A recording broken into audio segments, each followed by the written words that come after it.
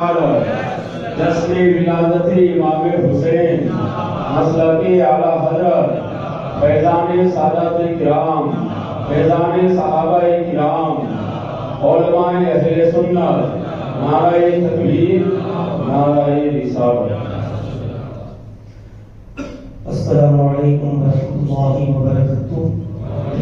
نحمده ونصلي ونسلم على رسوله الكريم اما بعد فاعوذ بالله من الشيطان الرجيم بسم الله الرحمن الرحيم قال الله تبارك وتعالى في القرآن المجيد فاسألوا أهل الذكر إن كنتم لا تعلمون۔ وقال النبي صلى الله عليه وسلم أتاكم جبريل يعلمكم دينكم إن الله وملائكته يصلون على النبي يا أيها الذين آمنوا صلوا عليه وسلموا تسليما صلى الله على النبي وآله صلى الله عليه وسلم صلاۃ و سلام علیک یا رسول اللہ۔ نبی اور آل نبی پر ایک بار اور محبت سے درود پڑھ لیں۔ صلی اللہ علیہ وآلہ صلی اللہ علیہ وسلم صلاۃ و سلام علیک یا رسول اللہ۔ مولانا صلی وسلم دائما ابدا علی حبیبک خیر الخلق کلہم۔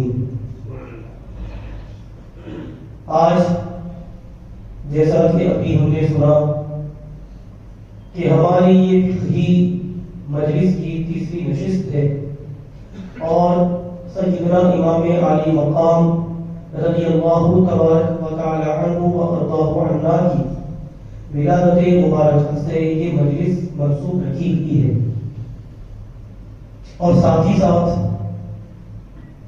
امام حسین رضی اللہ تبارک و تعالی عنہ کے یہ شہزادے حضرت سراپا برکت حضرت علامہ و مولانا سید بشیر الدین بابو صاحب ہمارے درمیان آج جلوہ بار ہیں۔ الحمدللہ ہمیں بڑی خوشی ہے۔ اللہ تبارک و تعالی ان کی آمد کو ہمارے لیے بابرکت بنائے اور ان کی فضل و برکات سے ہم سب کو مالا مال فرمائے۔ اب میں حضرت مولانا خلیفہ باب شریعہ حضرت مولانا احمد عبداللہ سے گزارش کروں گا کہ آپ کے پاس جو سوالات آئے ہوں آپ انہیں ترتیبات سوال کرنا شروع کریں۔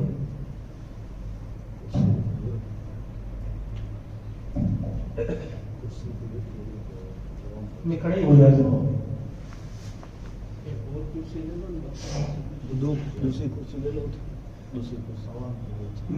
میں کھڑا ہوں، میں کھڑا ہوں، بولو بولو۔ السلام علیکم۔ وعلیکم السلام۔ آج کا ہمارا یہ فقہی جلسہ فقہی مجلس اس طرح منسوب ہے یعنی امام عالی مقام رضی اللہ تعالی عنہ ان کے فضائل و مناقب کے تعلق سے حضرت مفتی صاحب قبلہ کی بارگاہ میں گزارش ہے کہ کچھ روشنی ڈالیں۔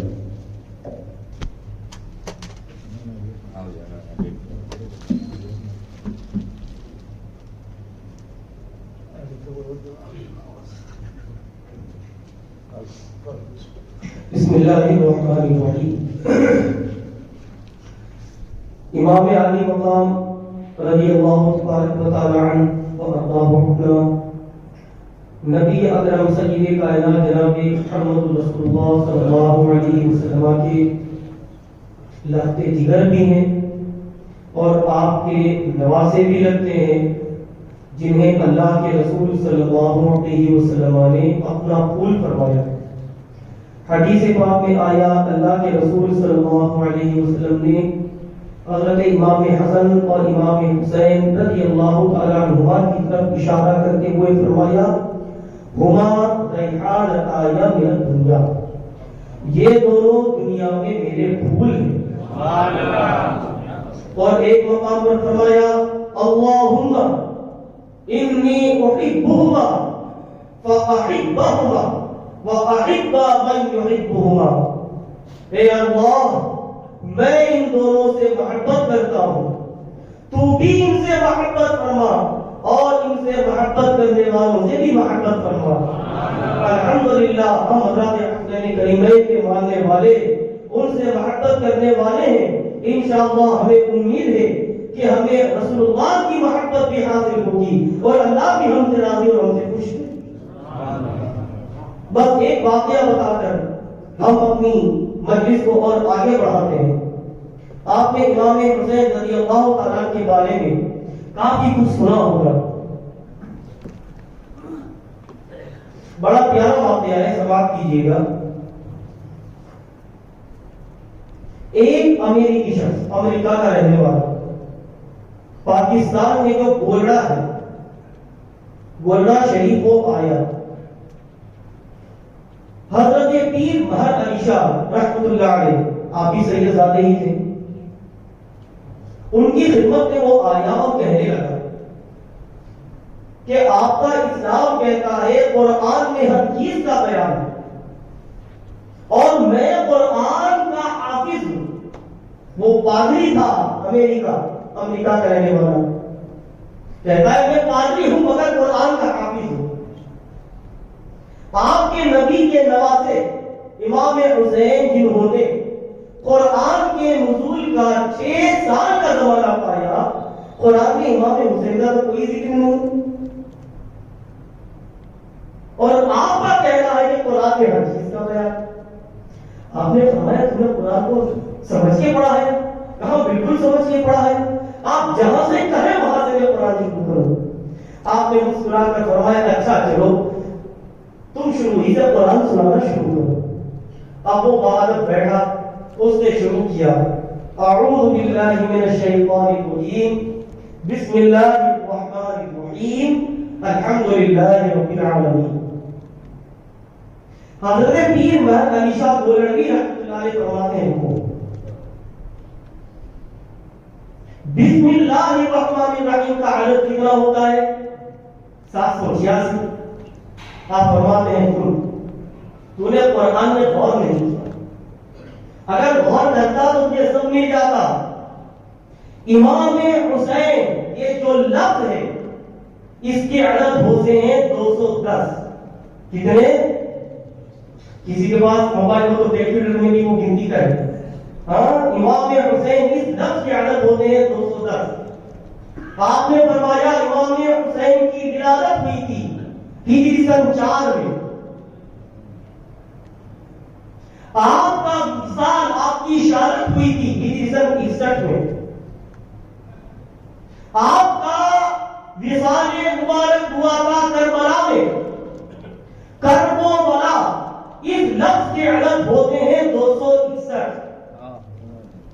پھر فرمایا امام حسن اس لفظ کے عدد ہوتے ہیں 200، اور امام حسن کی شہادت ہوئی تھی ہجری سن 50 میں۔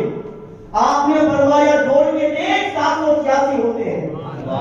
تو کہتا ہے قرآن میں امام حسین کا ذکر نہیں، صرف قرآن کی بسم اللہ میں امام حسین کا بھی ذکر ہے، ان کی ولادت کا بھی ذکر ہے، ان کی شہادت کا بھی ذکر ہے، جہاں وہ انتقال کرنے والے تھے اس جگہ کا بھی ذکر ہے، امام حسن کا بھی ذکر ہے، ان دونوں کے امام حسین، ان دونوں کے امام ہونے کا بھی ذکر ہے، اور وہ کہاں انتقال کرنے والے تھے، وہ کس سن میں انتقال کرنے والے تھے اس کا بھی ذکر ہے۔ تو کہتا ہے قرآن میں حسین کا ذکر نہیں، قرآن میں حسین کا تو ذکر ہے ہی، ان کی ولادت کا بھی ذکر ہے، شہادت کا بھی ذکر ہے، شہادت گاہ کا بھی ذکر ہے، امام حسن کا بھی ذکر ہے، ان کے بھی وصال پاک کی سن کا بھی ذکر ہے، اور ان حضرات کے امام ہونے کا بھی ذکر ہے۔ تو قرآن میں ہر چیز کا روشن بیان ہے، سمجھنے کے لیے ایمانی عقل چاہیے۔ تو میں سمجھتا ہوں امام حسین کے مناقب کے لیے واقعہ بہت کافی ہے۔ سب سے پہلا سوال، دانتوں کے بیچ میں کھانے کی کوئی چیز رہ گئی ہو تو نماز یا وضو میں کوئی خرابی آئے گی یا نہیں؟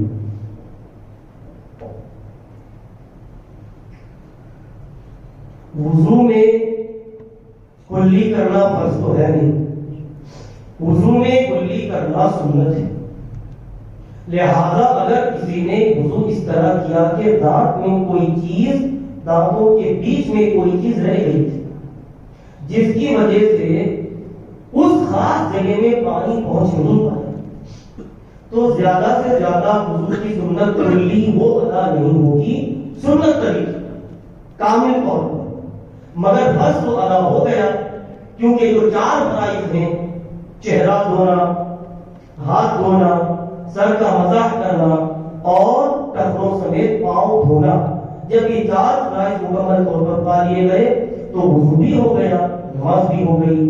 البتہ مسئلہ کب آئے گا؟ جب غسل فرض ہوگا۔ اگر غسل فرض ہو اور دانت میں کوئی ایسی چیز رہ گئی جس کی وجہ سے پانی اس حصے میں پہنچ نہیں پایا، تو البتہ اگر وہ فرض غسل ہے تو جنابت جسم سے ختم نہیں ہوگی، انسان بدستور ناپاک رہے گا، جنوبی رہے گا، اور ایسی صورت میں جب غسل گزرا ہی نہیں اور وہ ناپاکی ہے تو اس وقت اس کی نماز نہیں ہوگی، جب تک کہ وہ اس چیز کو چھڑا کر اس کو نہ دھلے۔ ٹھیک ہے؟ پینٹ شرٹ یا بیلٹ پہن کر نماز پڑھنا کیسا؟ پینٹ شرٹ اور بیلٹ یہ اسلامی لباس نہیں ہے، یہ ہے غیروں کا لباس، غیروں کا طریقہ۔ مگر چونکہ یہ لباس ہوتے ہوتے ہوتے اتنا عام ہو گیا کہ اب مسلمان عام طور پر اس لباس کو پہننے لگے ہیں، لہذا اگر آج کے زمانے میں کوئی پینٹ شرٹ پہن کر نماز پڑھتا ہے تو فتویٰ اس پر ہے کہ نماز ہو جائے گی، البتہ نہ پہننا یہ بہتر ہے۔ جہاں تک بیلٹ کی بات ہے تو بیلٹ آپ جانتے ہیں کہ اس کے اوپر شرٹ ہوتا ہے، بیلٹ تو اندر ہوتا ہے، تو اگر بیلٹ اس طرح کسی نے پہنا ہے کہ ان شرٹ نہیں ہے، شرٹ جو ہے پینٹ میں ان نہیں کیا ہوا ہے، تو ایسی صورت میں اوپر شرٹ اس کو یعنی بیلٹ کو چھپائے رہتا ہے، اس لیے نماز میں کوئی کراہت نہیں۔ لیکن اگر ان شرٹ کیا ہوا ہے تو چاہے اس میں بیلٹ پہنا ہو چاہے نہ پہنا ہو، ان شرٹ کے ساتھ نماز پڑھنا یہ مکروہ تحریمی ہے اور ایسی نماز کا دہرانا واجب ہے۔ پنج وقتہ نماز میں 3 جہری اور 2 سری کی وجہ کیا ہے؟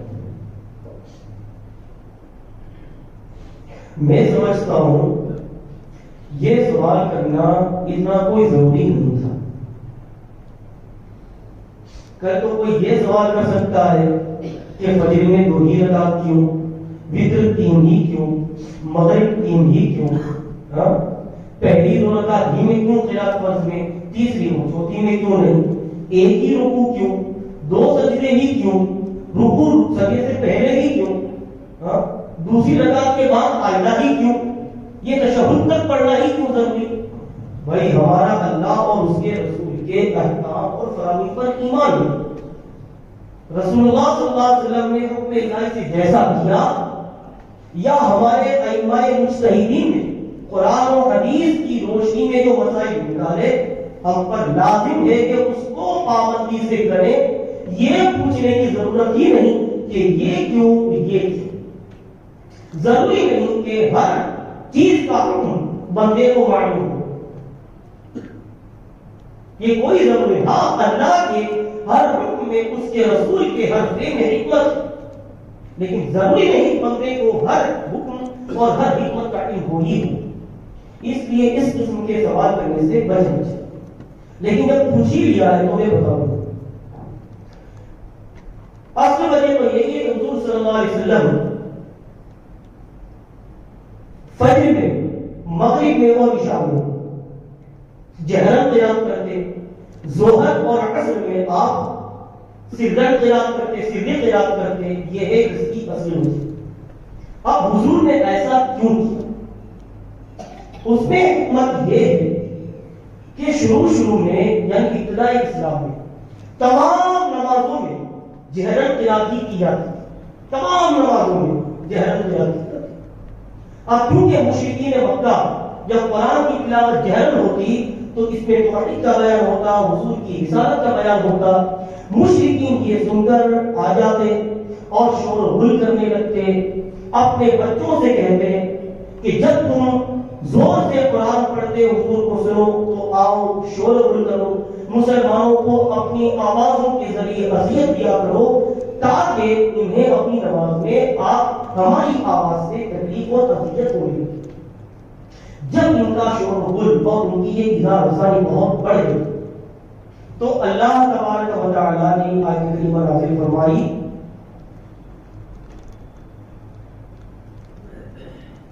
کیا ہے وہ میرے ریزنس وقت تقی بین ذالک سبیلا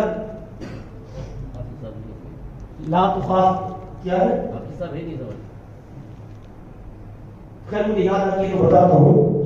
اس آیت کا خلاصہ یہ ہے کہ محبوب نہ آپ ہر نماز میں جہرن قرات کریں، نہ ہر نماز میں سرن قرات کریں وقت تقی بین ذالک سبیلا، بلکہ ان کے درمیان بیچ کا راستہ اپنائیں۔ لہذا اللہ کے رسول صلی اللہ علیہ وسلم نے ظہر اور عصر میں آہستہ قرات کرنی شروع کی، فجر میں، مغرب میں اور عشاء میں آپ نے جہرن قرات کو باقی رکھا۔ کیوں؟ اس لیے کہ ظہر اور عصر میں یہ لوگ کھانے پینے میں نہیں، ظہر اور عصر میں یہ لوگ جو ہے اپنے گھروں میں رہتے، تجارت میں مشغول رہتے، جس کی وجہ سے مسلمانوں کی مسجد کے قریب نہیں ہوتے۔ جی سوری ہاں، ظہر اور عصر میں یہ لوگ چونکہ تجارت میں مشغول رہتے تو حضور کی آواز ان تک پہنچتی، لہذا حضور صلی اللہ علیہ وسلم نے ظہر اور عصر میں آہستہ قرات شروع فرمائی، اور فجر میں اور عشاء میں سوئے رہتے، اور مغرب کے وقت یہ لوگ کھانے میں مشغول رہتے۔ اس لیے اللہ کے رسول صلی اللہ علیہ وسلم نے ان تینوں نمازوں میں جہرن یعنی زور سے قرات کو مشروع رکھا۔ پھر جب اسلام کو غلبہ حاصل ہو گیا، فتح مکہ کا زمانہ آیا اور چاروں طرف اسلام کا بول بالا ہو گیا، تو اگرچہ اب مشرکوں کا وہ خوف باقی نہیں رہا، مگر حضور نے جو طریقہ اختیار فرمایا، حضور نے وقت رسالت وہی باقی جاری اور ساری رکھا۔ اس لیے آج مسلمانوں میں یہی سنت جاری ساری اور قائم۔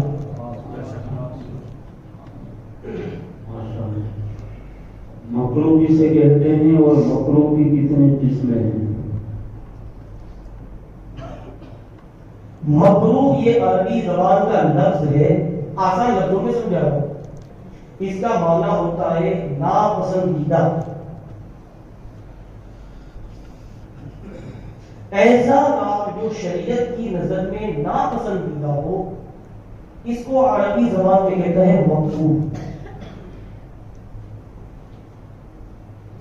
اب اگر یہ ناپسندیدہ اس حد تک ہے کہ کرنے پر قرآن یا حدیث میں وعید والی ہوئی تو وہی مکروہ تعلیمی، اور اگر ایسا نہیں تو پھر مکروہ تنزیہی، اور مکروہ تعلیمی اور تنزیہی کے درمیان ایک اور درجہ آتا ہے، اس کا نام ہے اصابت۔ کیا آتا ہے؟ اصابت۔ ایک مثال سے سمجھاؤں گا کہ تھوڑا سمجھ میں آ جائے۔ جماعت کے وقت صف پورا کرنا ضروری ہے۔ صف پورا کرنے کا کیا معنی ہوا کہ پہلی صف میں جگہ ہوتے ہوئے دوسری صف کو بھرنا شروع کر دو تو یہ سب ادھوری ہو جائے گی۔ اسی طرح سب بھرے تو صحیح مگر بالکل یہ کیا کہتے ہیں سٹ کر کھڑے نہیں ہوتے، بلکہ ہر دو نماز کے درمیان گیپ ہے، تو اس سے بھی صف کیا ہوگی؟ ادھوری ہوگی۔ یا آگے پیچھے کھڑے ہوئے کہ شانہ شانہ کے مقابل نہیں، تو ان تینوں صورتوں میں سب کیا ہے؟ ادھوری مانی جائے گی۔ لہذا اگر بالکل سٹ کے کھڑے ہوئے، گھنے کھڑے ہوئے، شانہ شانہ کے بھی مقابلے اور اس طرح پوری صف ہو گئی، تو اگر کسی نے صف کو پورا کرنے سے پہلے دوسری صف میں کھڑا رہنا شروع کر دیا، یہ شریعت کی نظر میں ناپسندیدہ ہے۔ کیا ہے؟ اب یہ ناپسندیدہ اتنا زیادہ ہے کہ حدیث پاک میں آیا من وصل صفا وصلہ اللہ ومن قطع صفا قطعہ اللہ، جو صف کو توڑے گا اللہ اسے توڑ کر کے رکھے گا، جو سب کو ملائے گا اللہ اسے ملائے گا۔ تو دیکھو اس حدیث میں سب ادھوری رکھنے پر، سب کو توڑنے پر کتنی وعید والی ہوئی.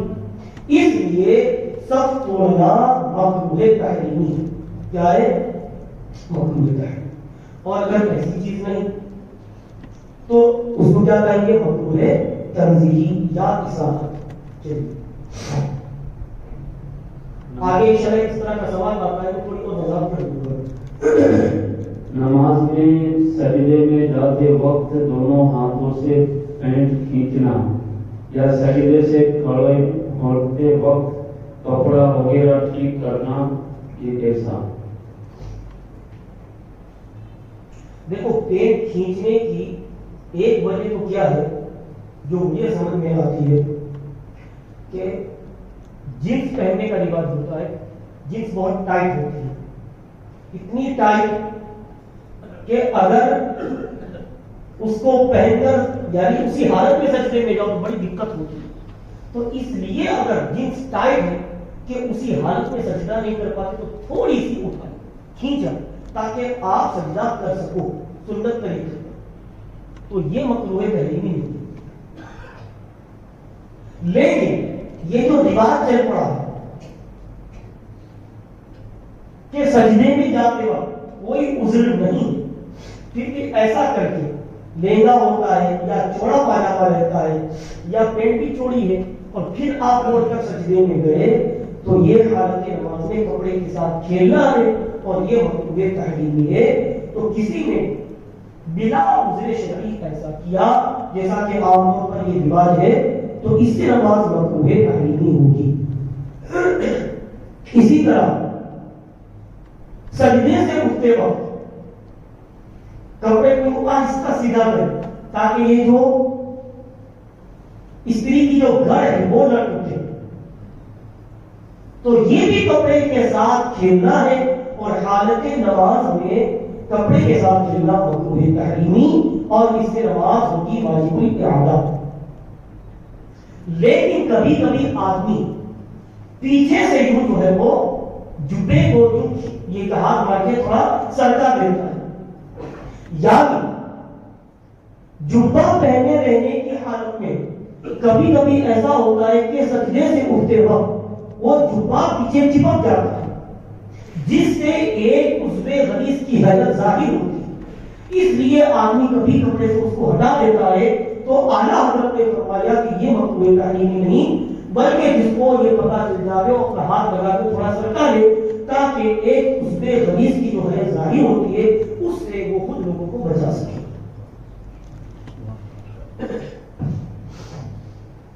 امام نے ایک طرف سلام پھیرا، ان کو سجدہ سہو کرنا تھا اور مسبوق مقتدی کھڑا ہو گیا تو کیا ہوگا؟ دیکھیے مسبوق کو ایسا نہیں کرنا چاہیے. مسبوق کے لیے پہلے حکم شرعی کیا ہے وہ سن لیجیے. اگر امام کو سجدہ سہو ہو گیا اور مسبوق پہلے سے شریک ہے تو ایسی صورت میں حکم یہ کہ امام جب سجدہ سہو کے لیے سلام پھیرے گا تو وہ سلام میں امام کی پیروی نہ کرے بلکہ جب امام سجدہ سہو میں جائے تو وہ بھی امام کی پیروی کرتے ہوئے سجدہ سہو میں جائے اور امام کے ساتھ سجدہ سہو کرے. لیکن اگر اس نے ایسا نہیں کیا اور کھڑا ہو گیا یا فرض کر لے کہ امام کو سجدہ سہو جس چیز کی وجہ سے واجب ہوا اس وقت یہ مسبوق شریک نہیں تھا، وہ بعد میں آیا اور امام پر سجدہ سہو اس کے آنے سے پہلے ہی ہو چکا تھا. تو ظاہر ہے کہ اس صورت میں جب وہ امام سلام پھیرے گا مسبوق کو تو پتہ نہیں ہوگا، وہ تو نماز کا سلام سمجھ کر کھڑا ہو جائے گا. تو ایسی صورت میں حکم یہ ہے کہ جب وہ اپنی نماز پوری کر کے قاعدہ عقیدہ کرے اس وقت وہ سجدہ سہو کر لے. ٹھیک ہے. مسجد کے اندر سوال کرنا کیسا ہے اور اس سائل کو دینا کیسا ہے؟ خود سائل مسجد میں اعلان کر سکتا ہے یا نہیں؟ مسجد میں سوال کرنے کی ایک صورت یہ جیسے ہمارے یہاں رمضان کا مہینہ بھی آ رہا ہے، تو مدرسے کے چندہ کے لیے سبھی آتے رہتے ہیں اور ان کے لیے امام اعلان کرتا ہے. یا ہمارے ہی درمیان کوئی مسلمان بھائی ضرورت مند ہے، اس کی ضرورت کے لیے مسجد کا کوئی شخص یا امام مسجد جو وہ اعلان کرے. یہ منع نہیں ہے. اعلیٰ حضرت نے فرمایا، یہ تو حدیث پاک سے ثابت ہے اور سنت ہے، کہ ایک مسلمان کے لیے آپ لوگوں میں اعلان کر کے اس حقدار کو اس کا حق دلا کر نیکی کا کام کر رہے ہیں اور نیکی کرنے پر لوگوں کی مدد کر رہے ہیں. تو یہ نیکی پر اعانت کرنا ہوا، نیکی پر مدد دینا ہوا، اور مسجد میں یہ کام جائز ہے. اور سوال کرنے کا دوسرا طریقہ کہ جس آدمی کو ضرورت ہے وہ خود کھڑا ہو کر اپنے لیے سوال کرے، یہ جائز نہیں ہے. نہ اس کا سوال کرنا جائز، اور اگر اس نے سوال کر دیا تو اس کو دینا بھی جائز نہیں ہے. بلکہ فقہا فرماتے ہیں کہ مسجد میں اپنی ضرورت کے لیے سوال کرنا حرام اور اس کو دینا بھی حرام ہے. اور اگر کسی نے دے دیا تو فقہا فرماتے ہیں کہ 70 روپیہ اگر اس کے کفارے میں دے گا تو بھی اس کو دینے سے جو گناہ ہے اس کی تلافی نہیں ہو سکتی. اس لیے اگر کوئی ضرورت مند بھائی نظر آتا ہے، آپ کو معلوم ہے ذاتی طور پر، تو کوئی دوسرا اس کے لیے کھڑا ہو کر اعلان کرے، مگر خود اس کو کھڑے ہو کر اعلان کرنے کی اجازت نہ دے.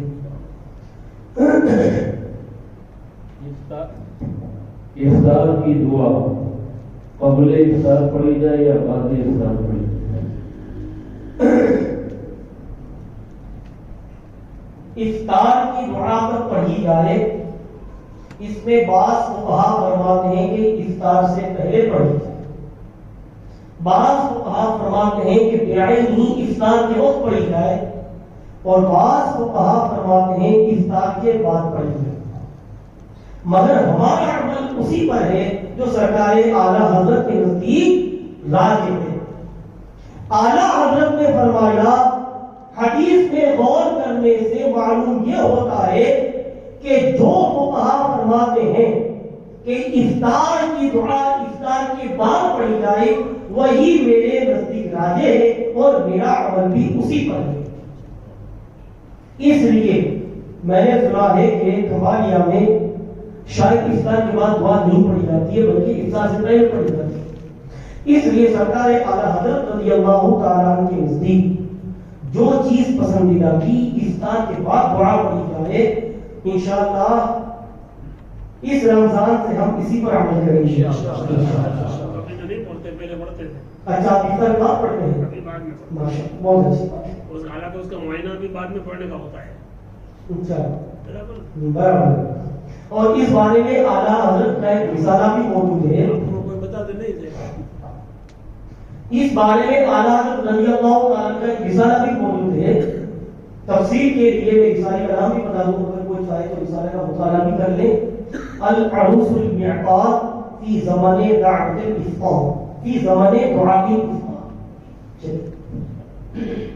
روزے کی حالت میں بیوی سے ہم بستری ہو گئی معلوم نہ ہونے کی صورت میں، بعد میں مسئلہ معلوم ہوا تو روزے کی قضا کریں گے یا کفارہ؟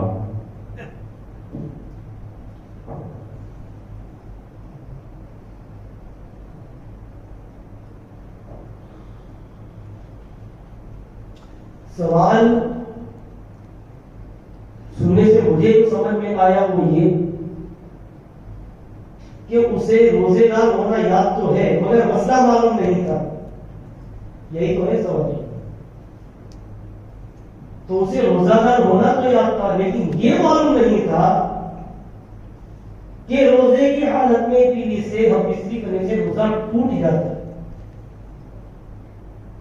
اور بعد میں معلوم ہوا کہ یہ تو مجھ سے غلط کام ہو گیا. اب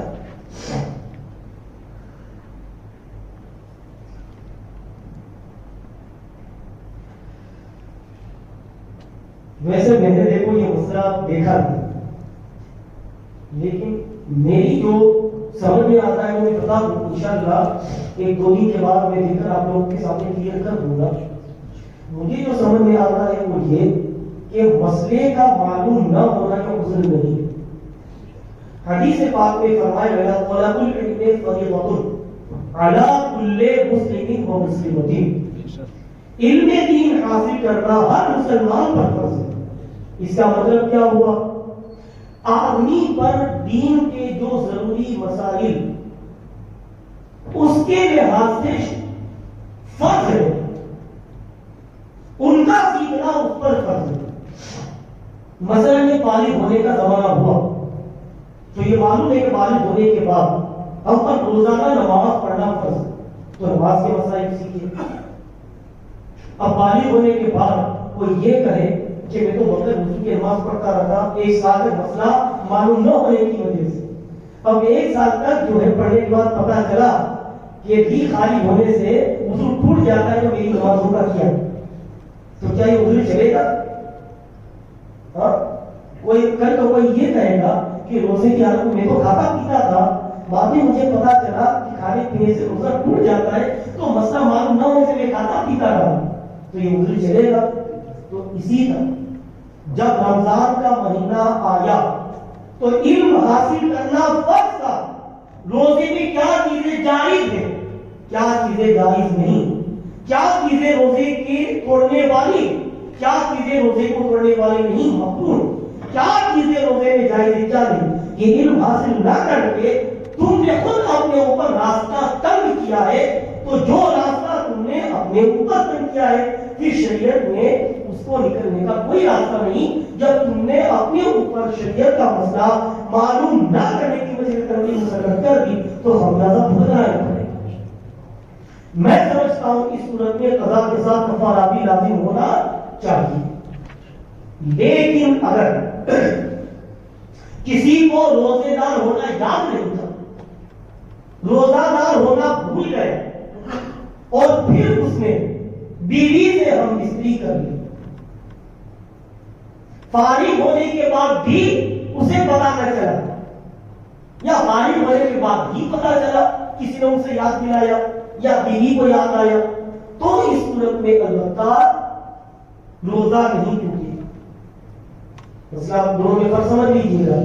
کوئی یہ سمجھتا ہے کہ میں روزے کی حالت میں نہیں ہوں, روزہ ہے کہ وہ روزہ دار ہونا بھول گیا, اس حالت میں اس نے بیوی سے ہم مستری کر لی اور فراغت کے بعد پتا چلا تو اس حالت میں روزہ نہیں ٹوٹے گا. لیکن اگر ہم مستری میں ابھی وہ مبتلا تھا کہ اسے یاد آ گیا اور فوراً الگ ہو گیا تو روزہ نہیں ٹوٹا, ذرا بھی دیر رکا رہا تو روزہ ٹوٹ گیا, مگر اس صورت میں کفارہ لازم نہیں ہوگا, صرف قضا لازم ہوگا. کچھ ہے تو بتائیے. اس کی وجہ کب قضا کریں گے اور کب کفارہ, تو یہ اسی سے متعلق ہے, اسی سوال سے متعلق ہے. روزے کی کب قضا کریں گے اور کب. اچھا یہ الگ سوال ہے.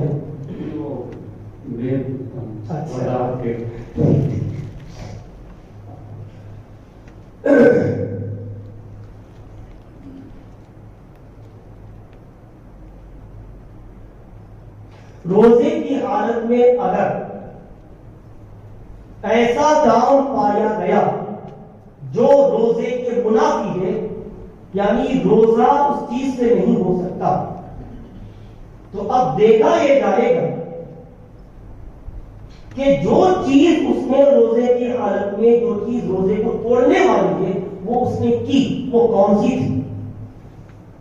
کیا اس سے خواہش کامل طور پر حاصل ہو سکتی ہے یا نہیں؟ اگر خواہش کامل طور پر حاصل ہوتی ہے تو اس صورت میں قضا کے ساتھ کفارہ بھی لازم ہے, اور خواہش کامل طور پر حاصل نہیں ہوتی ہے تو صرف قضا لازم, کفارہ نہیں. اب اس کی مثال بھی سنیے. روزے کی حالت میں کسی نے روزہ یاد ہوتے ہوئے پانی پی لیا تو پانی سے مکمل سیرا بھی حاصل ہوگی, خواہش پورے طور سے بجھے گی تو قضا کے ساتھ کفارہ بھی لازم. بھوک لگی تھی, کسی نے کھا لیا، بھلے تھوڑا ہی کھایا ہو، مگر کھانا ایسی چیز ہے جس سے بھوک پورے طور پر بجھ سکتی ہے. یا ہم بستری کرنا عورت کے ساتھ یہ جماع ایسا ہے جس سے خواہش پورے طور پر پوری ہوتی ہے. اس لیے یہاں جرم کامل طور پر پایا گیا، اس لیے قضا کے ساتھ ساتھ کفارہ بھی ہے. اور اگر کسی نے ناک میں دوائی چڑھائی تو ناک میں دوائی چڑھانے سے کیا ہوتا ہے؟ جو ہمیں خواہش ہوتی ہے پینے کی، کھانے کی، وہ بجھ جاتی ہے پورے طور سے؟ نہیں. اس لیے جرم تو پایا گیا کہ پیٹ میں یہ چیز پہنچی، مگر یہ جرم کامل نہیں ہوا دوائی کے ذریعے، اس لیے اس صورت میں صرف قضا داری. اسی طرح کسی نے روزے کی حالت میں بیوی کا بوسہ لیا،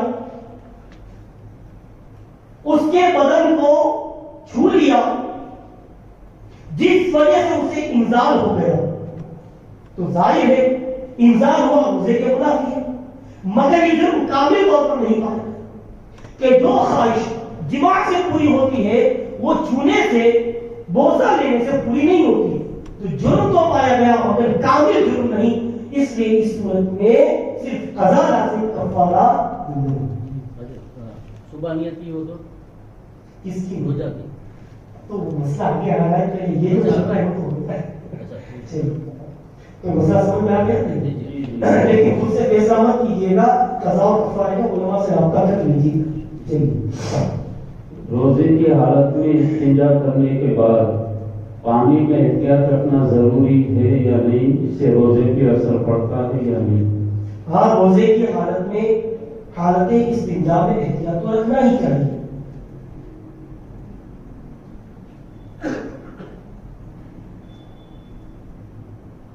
بچے کو جب قبض کی بیماری ہو جاتی ہے، جس کو ہم قبضیات کہتے ہیں، قبض کی بیماری ہو جاتی ہے تو کیا کرتے ہیں؟ پاخانہ کے مقام میں گولی رکھتے ہیں. ٹھیک ہے، وہ گولی جس مقام پر اندر رکھتے ہیں اس مقام کو رکنے کی جگہ کیا کہتے ہیں؟ رکنا رکھنے کی جگہ. اس کو انگریزی میں کہتے ہیں انیما. تو اگر کسی نے روزے کی حالت میں استنجا کیا اور پانی اس حد تک اندر چڑھایا کہ جس جگہ بچے کو دوائی رکھی جاتی ہے اس جگہ تک پانی پہنچ گیا، انیما والی جگہ تک پانی پہنچ گیا، اس صورت میں روزہ ٹوٹے گا. مگر عام حالات میں پہنچتا نہیں ہے. ایک بات سن لیجیے گا، عام حالات میں پہنچتا نہیں، مگر پہنچنے کا ایک احتمال ہے نا، پاسبل ہے کہ پہنچ جائے. اس لیے ہماری شریعت میں اس احتیاط کو محفوظ رکھا گیا ہے کہ روزے دار روزے کی حالت میں استنجا کرنے وقت احتیاط رکھے، بہت زور سے استنجا نہ کرے. اور ایک طریقہ فقہا نے یہ بھی بتایا کہ روزے کی حالت میں جب پانی سے طہارت حاصل کرنا ہو اس وقت اپنی سانس روک لے اور پھر استنجا کرے، اور استنجا کرنے کے بعد اس مقام کو جہاں پانی لگا ہے، یعنی پاخانے کا مقام، اس کو اچھی طرح پانی کی تری کو اچھی طرح پہنچ لے ہاتھ سے، اس کے بعد وہ کھڑا ہو. ٹھیک ہے. رمضان شریف کے مہینے میں وتر جماعت سے پڑھتے ہیں تو امام کے ساتھ پوری دعائیں قنوت نہیں ہوتی کہ امام رکوع میں چلے جاتے ہیں، تو کیا کیا جائے؟ ٹھیک ہے، امام ابھی آپ کی دعائیں قنوت پوری نہیں ہوئی تھی کہ امام رکوع میں چلا گیا. اگر تھوڑا بہت باقی ہے اور آپ کو ایسا لگتا ہے کہ دعائیں قنوت ختم کرنے کے بعد امام کے ساتھ میں رکوع میں شریک ہو جاؤں گا، تو دعائیں قنوت پوری کر کے امام کے ساتھ رکوع میں شریک ہو جائے. اور اگر زیادہ باقی ہے اور آپ کو لگتا ہے اور اگر دعائیں قنوت زیادہ باقی اور آپ کو ایسا لگتا ہے کہ اگر میں دعائیں قنوت پوری کرنے جاؤں گا تو امام رکوع سے اٹھ جائے گا، تو ایسی صورت میں وہ دعائیں قنوت چھوڑ دے اور امام کے ساتھ رکوع میں شریک ہو. ہاں بالکل نماز ہو جائے گی، یہی حکم ہے. حاملہ عورت کو ماہ رمضان میں روزہ رکھنا فرض ہے یا نہ رکھنے کی بھی اجازت ہے؟ حاملہ عورت کو شریعت میں روزہ نہ رکھنے کی اجازت ہے، کیونکہ اگر وہ روزہ رکھے اور دن بھر وہ بھوکی پیاسی رہے تو بہت ممکن ہے کہ اس کے شکم میں جو بچہ پرورش پا رہا ہے اس کو نقصان ہو، تو شریعت نے حاملہ عورت کے لیے روزہ نہ رکھنے کی اجازت دی ہے۔ عورتیں عصر سے مغرب تک روزہ رکھتی ہے، کیا ایسا روزہ چلے گا؟ یہ ایک بے اصل چیز ہے، شریعت میں اس رسم کی کوئی اصل نہیں ہے۔ روزہ شریعت میں نام ہے صبح صادق طلوع ہونے سے غروب آفتاب تک، اس پورے وقت میں اللہ کے لیے کھانے پینے اور جماع سے باز رہا جائے اس کا نام شریعت میں روزہ ہے۔ اور یہ جو عصر سے مغرب تک کا ہے، ظاہر ہے کہ یہ روزہ ہے ہی نہیں، نہ شریعت میں اس کو روزہ کہا جا سکتا ہے، نہ اس اعتقاد کے ساتھ رکھنا بھی جائز ہے۔ اس لیے اپنے گھر کی خواتین کو سمجھائے کہ سب جاہلیت کی رسوم ہے، شریعت میں اس کی کوئی اصل نہیں۔ ہمارے یہاں اس کے ساتھ ساتھ مولا علی کا بھی روزہ ہر مہینے رکھتی ہے، آپ بھی دیکھتے ہوں گے، ہمارے یہاں بہت رواج ہے۔ خواجہ عویس کرنی کا روزہ رکھتی ہے اور اس میں یہ سمجھتی ہے کہ کیلے ہی سے افطار کرنا ہو سکتا ہے، کیلے کے بغیر افطاری ہو ہی نہیں سکتی ہے۔ مولا علی رضی اللہ تعالیٰ کا روزہ رکھتے ہیں تو اس میں کاندریے کی بھاجی سے روزہ افطار کرتے ہیں، اور اس میں بھی یہ سوچتی ہیں کہ اس میں تیل مسالہ، اس میں یہ ادرک میٹھا وغیرہ یہ سب نہیں ہونا چاہیے۔ تو یہ سب کے سب جاہلانہ رسوم ہے۔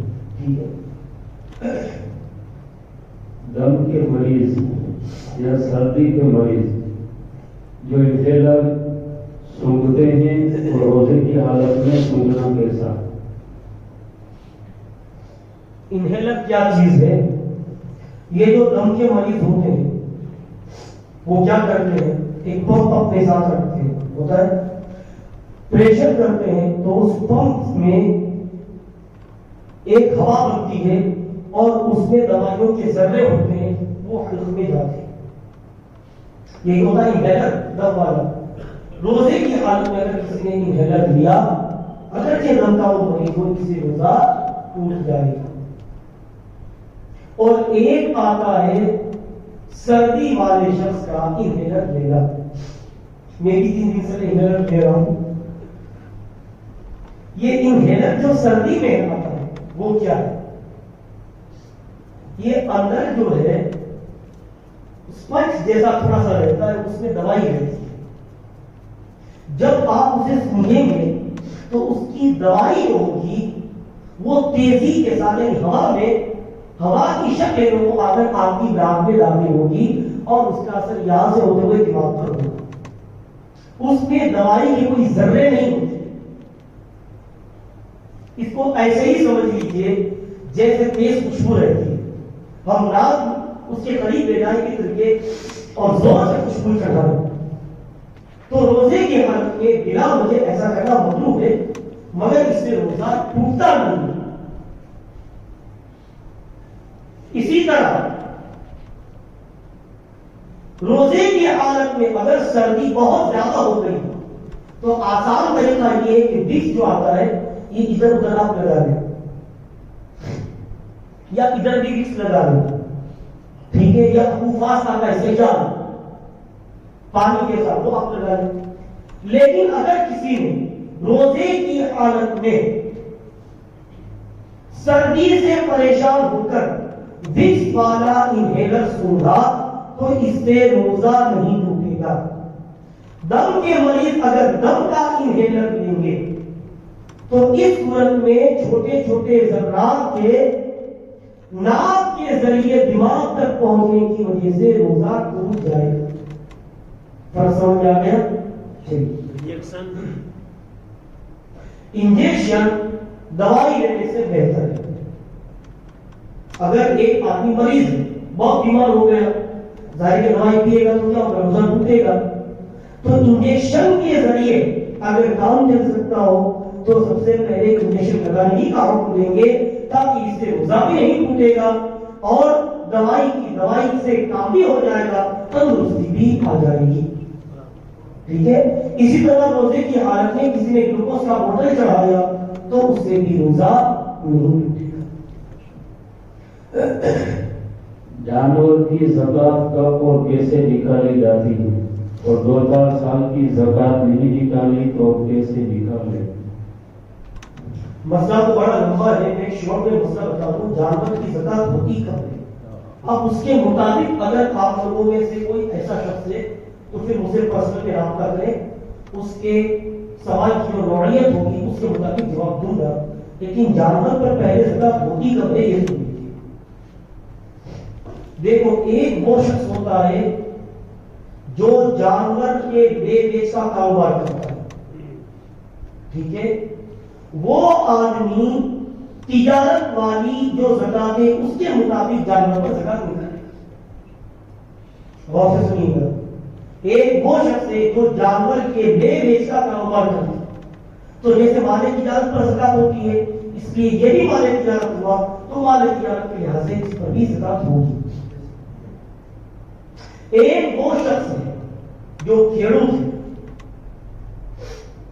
وہ کاشتکاری کرنے کے لیے، کھیت میں ہل چلانے کے لیے، جوتنے کے لیے، بیج بونے کے لیے جانور کا استعمال کرتا ہے، یا جو فصل پک گئی اس کو لانے لے جانے کے لیے جانور کا استعمال کرتا ہے، ایسے جانور پر بھی زکات نہیں چاہیے کتنے ہی زیادہ ہو.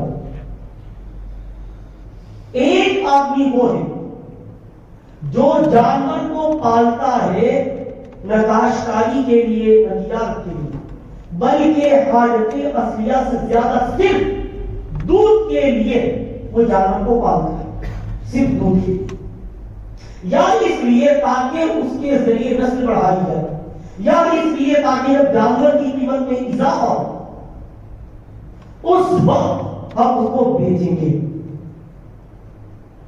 ایسا آدمی جو صرف دودھ لینے کے لیے یا نسل بڑھانے کے لیے یا قیمت بڑھنے پر اس کو بیچنے کے لیے تجارت کا کاروبار لے لیا رکھا ہے کہ بڑے آپ کو بیچ دوں گا، ٹھیک ہے، یا شوق کے لیے پال رکھا ہے، تو ایسے جانور کو اگر سال بھر جنگل میں چھوڑ دیا یا سال کے اکثر حصے میں جنگل میں چھوڑ دیا کہ وہ خود چل کر اپنی غذا حاصل کرتا ہے، اس صورت میں جانور پر زکات ہوگی. اب زکات کب ہوگی؟ اگر ایسا شخص ہے تو اس کے پاس اگر اونٹ 5 قسم ہے، یعنی اونٹ کی تعداد 5 ہو گئی جو اسی طرح کے تھے، اور گائے اور بھینس اس طرح کے جو وہ اگر 30 ہو، بکریاں ہو، گھیٹے ہو وہ اگر 40 ہو تو اس صورت میں زکات ہوگی. مسئلہ سمجھ میں آ گیا؟ ایک بار پھر سے سن لیجیے گا. جو شخص جانور کے لے بیچ کا کاروبار کرتا ہے اس پر تجارت والی زکات، جو آدمی اپنی ضرورت کے لیے جانور کو رکھا ہے، کاشتکار ہے، بیج بونے کے لیے، کھیت جوتنے کے لیے، ہل چلانے کے لیے، تو اس جانور کی بھی زکات نہیں چاہیے جتنے ہی زیادہ ہو.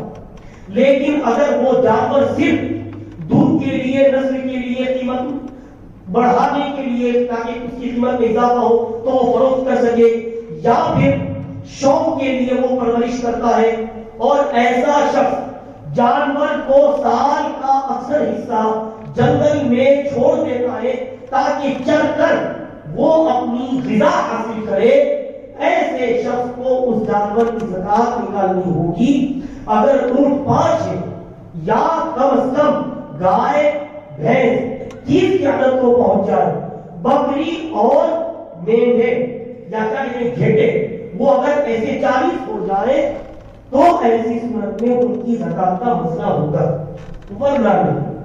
تو اگر آپ لوگوں میں کوئی ایسا ہے جس کے جانور کس طرح کے ہیں جو میں نے مسئلے میں ملاقات کرے، پھر انشاءاللہ اس کا جیسا مسئلہ ہوگا اس کے مطابق کتنی جانور کی زکات نکالنی ہوگی وہ بتاؤں گا. 40 سے کم ہوگا تو نہیں. تو نہیں، یعنی یہ بکریوں کی بات کر رہا ہوں، اور گائے بھینس میں 30 سے کم. کیا عورت ناپاکی کی حالت میں نیاز کا کھانا پکا سکتی ہے اور نیاز کا کھانا کھا سکتی ہے یا نہیں؟ اگر کوئی عورت پاک ہے اور وہ بہتر نیاز کا کھانا پکا سکتی ہے، پھر بہتر وہی ہے کہ جو عورت حیض و نفاس کی حالت میں ہے وہ دور رہے، اور جو عورت پاک ہے وہ وضو کر کے جب کھانا وہ بنا سکتی ہے تو وہی کھانا. لیکن اگر وہاں پر کوئی دوسری عورت ہے ہی نہیں جو کھانا بنا سکتی ہے تو پھر یہ مجبوری ہے، اور ایسی عورت وضو کر کے اگرچہ حیض و نفاس کی حالت میں ہو نیاز کا کھانا وہ بنا سکتی ہے.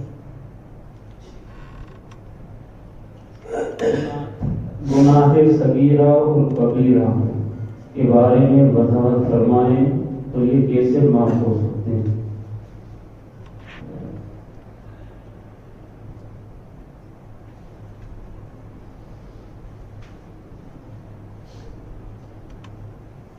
جس گناہ پر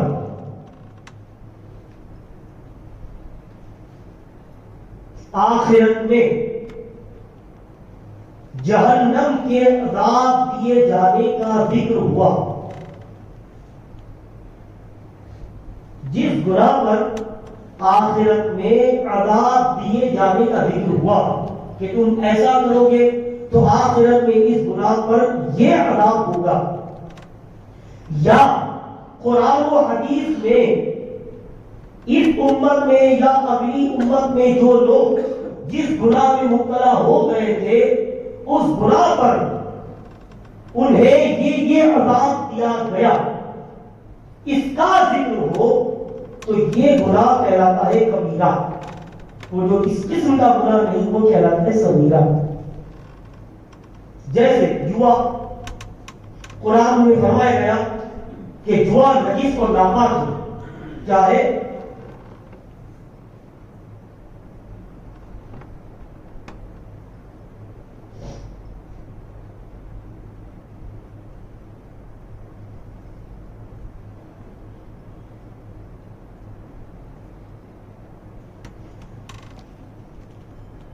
کیا چیز کوئی جوئے کی ذات کو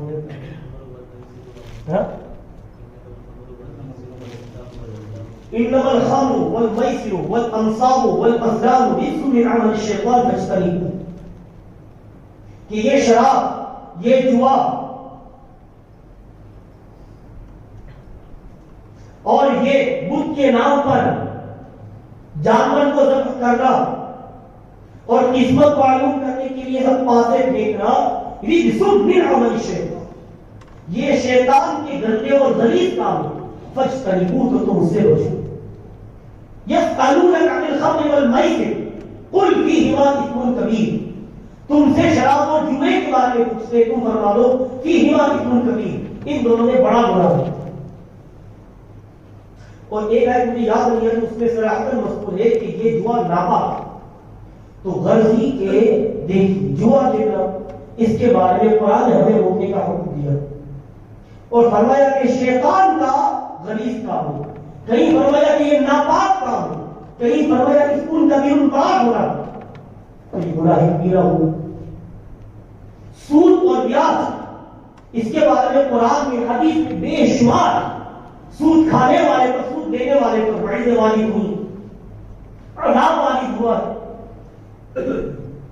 زنا کرنے پر، جادو کرنے پر، کسی پر زنا کی تہمت لگانے پر، چوری کرنے پر، غرضی کے یہ ایسے گناہ ہیں جن کے کرنے پر قرآن و حدیث میں عذاب کا ذکر فرمایا گیا، یا ان سے دور رہنے کا صراحتاً حکم دیا گیا، یا انہیں بڑی شدید تاکید کے ساتھ بیان کیا گیا.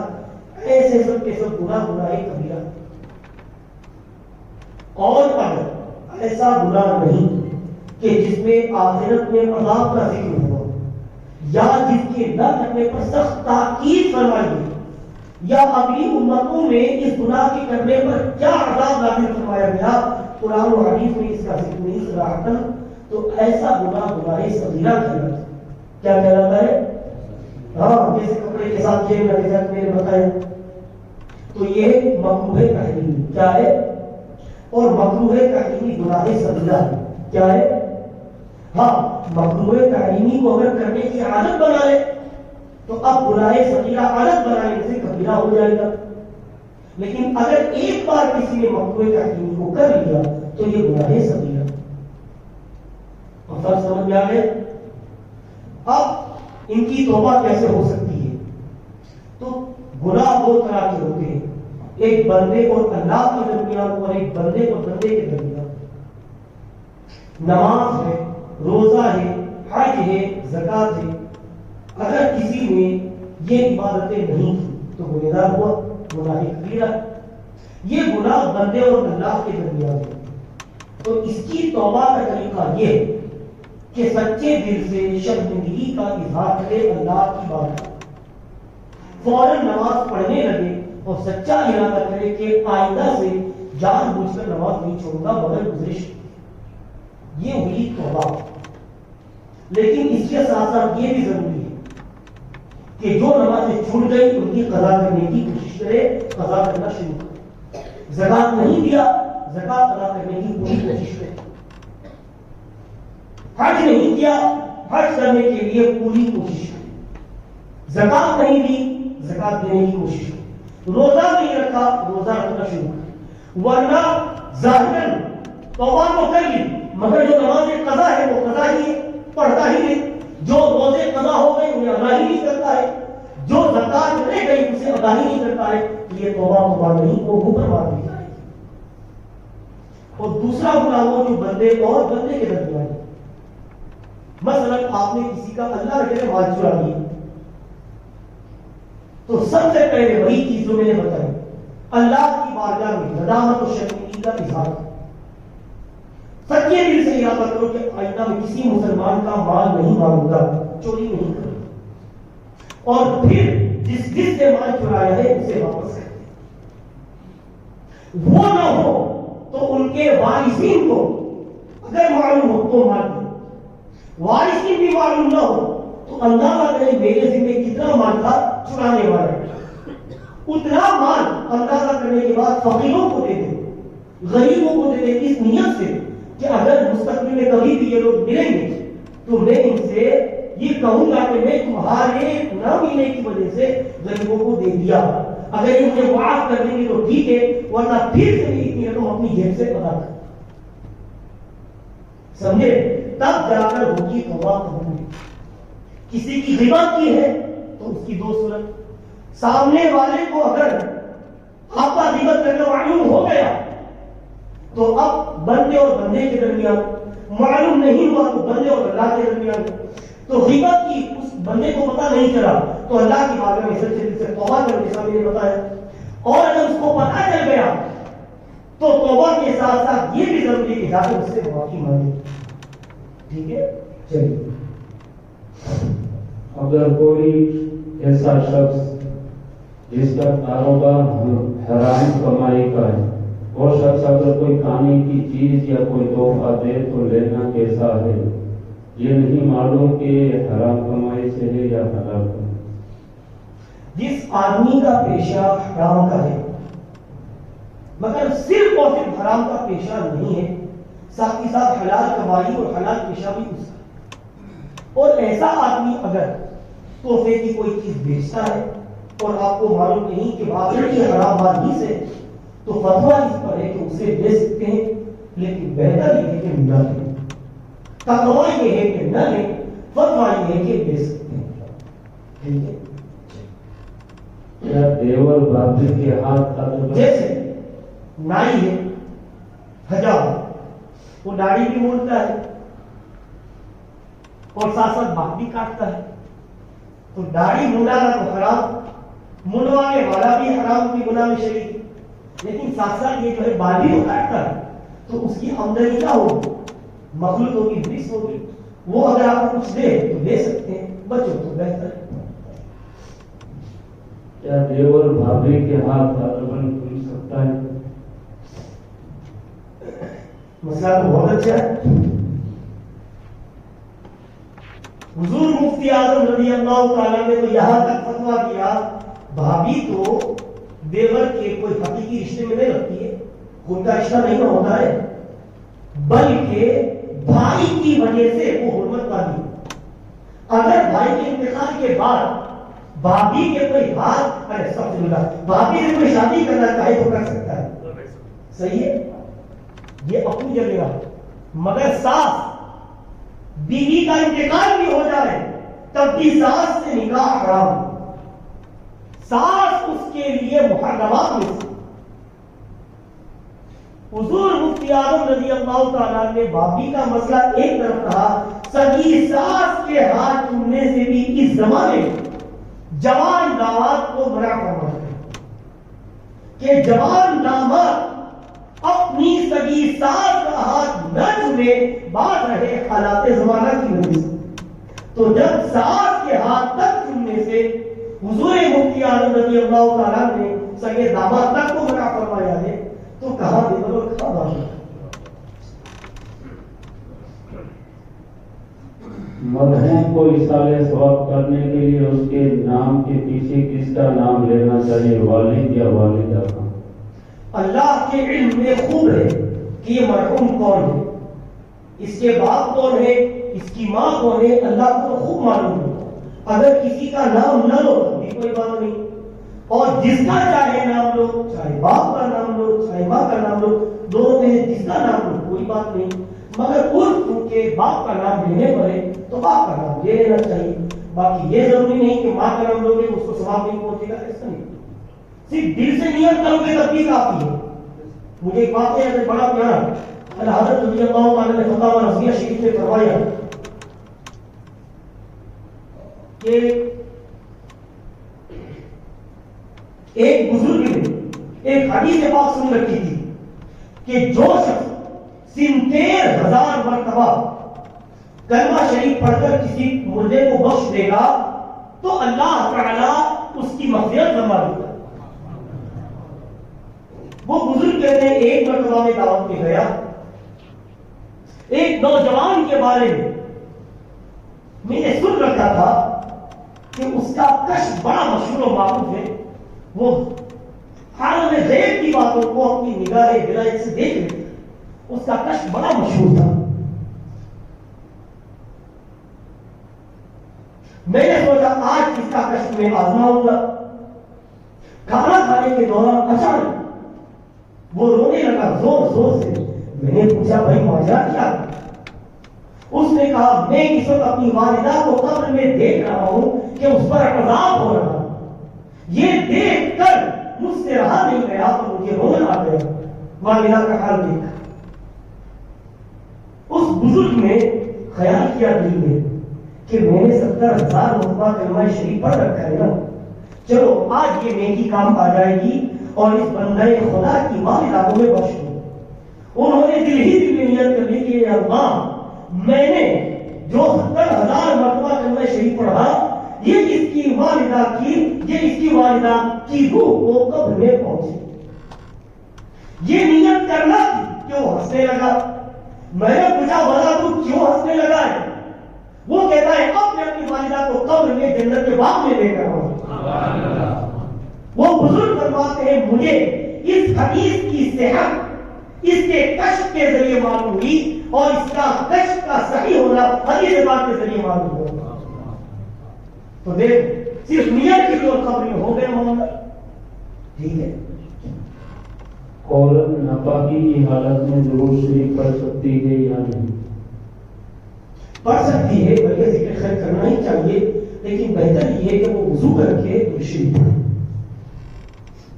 اگر کوئی شخص امام کی غیبت کرے یا ان سے نفرت رکھے تو اس امام کے پیچھے اس کی نماز ہوگی یا نہیں؟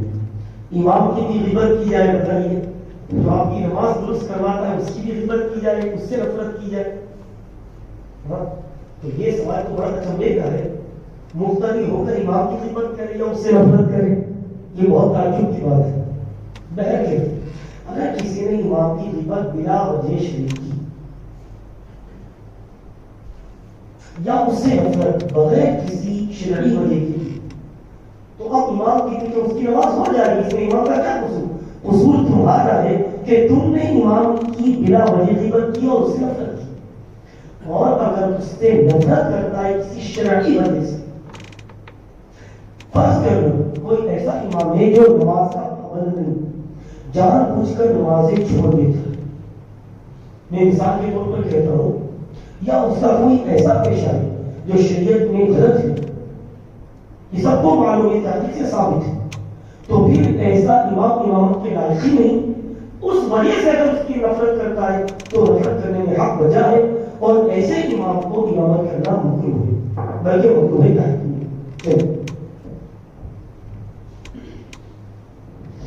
اس کا یہ مطلب نہیں کہ بھائی یہ سب چینی گولیاں شروع ہو جائیں، امام پر تہمت لگانے سے پہلے 1000 مرتبہ تحقیق کر لیجیے کہ ہم جو امام کے بارے میں بدگمانی کرتے ہیں کہیں ایسا تو نہیں کہ ہم بدگمانی کے گناہ میں اترا۔ بالغ لڑکا اپنی ماں یا بہن کے ساتھ سو سکتا ہے یا اس کو الگ سلانا ہوگا شریعت کا؟ جی، اگر 7 سال کا ہو جائے لڑکا بالغ تو الگ رہا، 7 سال کا ہو جائے اور سمجھدار ہو جائے تو اس لڑکے کو سگی ماں سے سگی بہن سے الگ سلانے کا حکم ہے۔ سرکار مولا کائنات علی شیر خدا رضی اللہ تعالیٰ عنہ کی تاریخ پیدائش 13 رجب ہے یا شیعہ کی روایت؟ اس موضوع پر کچھ دنوں پہلے میں نے مضمون بھی لکھا تھا، مگر چونکہ وہ اردو میں تھا اس لیے ہو سکتا ہے کہ آپ لوگوں نے وہ نہ پڑھا ہو۔ ہمارے یہاں جو مشہور ہے کہ سید السادات مولا کائنات رضی اللہ تعالیٰ عنہ کی ولادت 13 رجب کو ہوئی تھی، یہ اہل سنت کی معتبر کتاب سے ثابت نہیں ہے، البتہ شیعوں نے اپنی کتابوں میں یہ روایت بیان کی ہے، اور نامعلوم ہونے کی وجہ سے لا علمی میں بہت سے اہل سنت کے علماء نے اپنی تقریر کی کتابوں میں یا دوسری اردو عربی کتابوں میں مولا کائنات کی ولادت 13 رجب کو لکھ دیا ہے، مگر حقیقت یہ ہے کہ شیعوں کی روایت ہے۔ امام عالی مقام کی ولادت کس تاریخ کو ہوئی تھی، کس مہینے میں ہوئی تھی، یہی اہل سنت کی کسی معتبر کتاب میں ثابت نہیں۔ ٹھیک ہے، زکوٰۃ کی رقم مال کا میل ہے، اور جو زکوٰۃ کے حقدار ہیں وہ اس رقم کو لینا برا سمجھتے ہیں، تو یہ رقم زکوٰۃ کے حقدار کے لیے کیسی ہے؟ ہم جو دن بھر گناہ کرتے ہیں اور گناہوں کا میل جو روح میں آ چکا ہے اس کو کوئی کیوں برا نہیں سمجھتا ہے؟ داڑھی نہ رکھنے کی وجہ سے حضور کی سنت پر عمل نہ کرنے کا جو میل ہمارے اسلامی چہرے پر نظر آتا ہے اس کو کوئی دور کرنے کی کیوں کوشش نہیں کرتا ہے؟ جسم پر 3 4 دن تک غسل نہ کرنے کی وجہ سے جو کپڑے اور بدن پر میل رہتا ہے اس کو دور کرنے کی کوشش کرنا چاہیے۔ اب رہا یہ سوال، میل کا مطلب کیا ہے کہ زکوٰۃ میں اس مال کا میل لگا ہوا ہے؟ نہیں بھائی، اس کو میل کیوں کہا گیا اس کو میں آپ کو سمجھاؤں۔ یہ زید نام کا شخص کو شیر ہے، شیر کہتے ہیں نا، اس کا مطلب کیا ہوا؟ اس کے 2 بڑے بڑے دانت ہیں، کیا اس کا کوئی چغل ہے جس سے پھاٹ کھاتا ہے وہ بہادری میں شیر کی طرح کہتے ہیں نہیں کہتے، یہی مطلب ہے نا، یہ شیر یعنی شیر کی طرح بہادر۔ تو اسی طرح حدیث پاک میں جو زکوٰۃ کا مال، یہ مال کا میل کہا گیا، اس کا مطلب یہ نہیں کہ اس میں میل پہ اتر آ جائے مال کا، مطلب یہ ہوا کہ جس طرح کپڑے میں میل لگا رہتا ہے، میل کو آپ دھوئیں گے تو کپڑا کیا ہو جائے گا؟ صاف شفاف ہو جائے گا۔ اس طرح جس مال کی زکوٰۃ نکالیں گے وہ مال صاف ہو جائے گا، بے برکتی سے صاف ہو جائے گا، خیانت سے صاف ہو جائے گا، ہلاک ہونے سے صاف ہو جائے گا، یہ مطلب ہے۔ اس لیے اس مال زکوٰۃ کو مال کا میل کہا گیا، اور وہ بھی میل کس کے حق میں؟ زکوٰۃ دینے والے کے حق میں، لینے والے کے حق میں نہیں۔ زکوٰۃ دینے والے کے حق میں مال مالکہ میں ہے، لینے والے کے حق میں نہیں، سمجھے؟ اس لیے جو زکات کے واقعی حقدار ہیں اور کوئی شخص انہیں دیتا ہے تو لے سکتے ہیں، اس میں تردد و ریز نہیں کرنا چاہیے۔ جماعت میں ایک رکعت چھوٹ گئی، امام کے ساتھ سلام پھیر لیا تھا، پاس میں بیٹھنے والے نے کہا آپ کی ایک رکعت چھوٹ گئی، ان سے بات چیت نہیں کی، قبلہ سے سینہ نہیں پھیرا، تو کیا کریں؟ لقمہ دینے کا یہ طریقہ، آپ کی رکعت چھوٹ گئی، ارے وہ تو اس کی بات ہے، مقتدی کی بات، جو دوسرے مقتدی کو بتا رہا ہے۔ امام ہی کو کہے، امام جو ہے وہ ایک رکعت بھول گیا ہے، تیسرے رکعت میں بیٹھے وہ سلام تے مقتدی کہے امام صاحب آپ کی ایک رکعت چھوٹ گئی، تو مجھے بتائیے نماز کا کیا ہو؟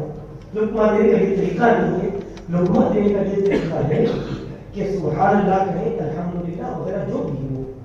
اب رہا یہ مسئلہ، تو پہلے تو لقمہ دینے کا یہ طریقہ صحیح ہے ہی نہیں، بالفرض کسی نے کہہ دیا، جو مقتدی نماز میں تھا پہلے سے، اس نے سلام پھیرنے کے بعد ایک شخص کو جو پہلے سے نماز میں شریک نہیں تھا، اس نے غلطی سے سلام پھیر دیا، تو یہ آدمی نماز سے باہر ہو گئے نا، جو کہہ رہا ہے کہ بھائی تمہاری ایک رکعت باقی ہے، وہ تو نماز سے باہر ہو گئے۔ وہ اگر کہے کہ بھائی صاحب آپ کی ایک رکعت باقی ہے، تو اس آدمی کو اگر اس کے کہنے پر یاد آیا جو نماز سے باہر ہو چکا ہے، تو نمازی کا حالت نماز میں کسی ایسے شخص کا لقمہ لینا جو نماز سے خارج ہے، یہ مفسد نماز ہے۔ اس لیے اس صورت میں کسی نے اس کی بات قبول کر کے کھڑے ہو کر ایک رکعت پوری کر لی، نماز ہو گئی فاسد۔ اس لیے وہ شخص کیا کرے، بھائی صاحب شکریہ کہہ کر پھر سے تکبیر تحریمہ کہہ کر نماز شروع کر، ٹھیک ہے؟ تھوڑی دیر کے بعد کھڑا ہوئے تو اپنی مرضی سے، پر ٹھیک صحیح بات ہے، بھائی آپ کی ایک رکعت چھوٹ گئی، یہ تو دنیا میں اس سے ویسے بھی نماز ہو جائے گی۔ اس صورت میں جو یہ لفظ ہے نا، بھائی صاحب آپ کی ایک رکعت چھوٹ گئی، وہ امام کو بھی کہے تو بھی نماز فاسد ہو جائے گی۔ مطلب کہ وہ اس کا لقمہ لے ہی نہیں، اس کو اس سے پتہ چل گیا، کیسے پتہ چلا؟ آواز دی، اب سن اس کو تھوڑی دیر کے بعد وہ کھڑا رہے گا، اس کا لقمہ لیا نہیں۔ دیکھو ایک چیز ہے کسی کے کہنے پر یاد آنا، ایک چیز ہے اپنے آپ سے یاد آنا۔ اگر اس کو خود یاد آ گیا اور وہ کھڑا ہو گیا تب تو صحیح کہ نماز کی صورت میں سجدہ سہو کے بعد ہو جائے۔ لیکن اگر اس کے کہنے پر یاد آئے اور پھر وہ کھڑا رہا یا ٹھہرا رہا، پھر وہ کھڑا ہوا، اس صورت کی نماز فاسد ہو جائے گی۔ اس کے کہنے پر یاد آئے، مطلب کہ مقتدی باتیں کر رہے ہیں کہ بھائی 3 رکعت ہوئی، ہاں تو آپس میں باتیں کرنے سے نہیں یاد آئے نا، خود سے تھوڑی یاد آئے، وہی تو ہے۔ وہی ہو۔ اگر خود سے یاد آئے کہ یار یہ تو غلط ہو گئے، پھر وہ کھڑا ہو گئے، تو بات وہ الگ ہے۔ لیکن آپ نماز سے باہر ہیں، آپ گفتگو کر رہے تھے کسی کے ساتھ، کبھی تو یار 3 ہی رکعت ہوئی ہے فلاں شخص کی، یہ ہو جائے، جو بھی گفتگو کر رہے تھے، اور مجھے یاد آیا تو آپ تو نماز کے باہر ہیں نا، تو غیر نمازی کی بات سے مجھے یاد آئے، وہی تو بات ہوئی۔ ماں باپ کو نام سے بلانا کیسا ہے، اور میاں بیوی ایک دوسرے کو نام سے بلا سکتے ہیں یا نہیں؟ اگر بیوی کے نام کے پیچھے ماں آتا ہو تو کچھ لوگ کہتے نہیں بولنا چاہیے، جیسے رہی ماں۔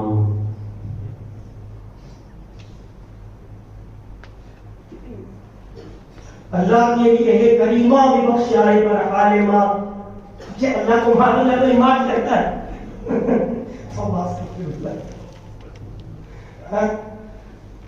یہ رحیمہ کیا ہے؟ آخر میں ہے رحیمہ، کریمہ، فاطمہ، یہ عربی زبان کا لفظ ہے، اور ماں تو گجراتی ہے یا اردو ہے، وہ ہے رحیمہ، کریمہ، فاطمہ۔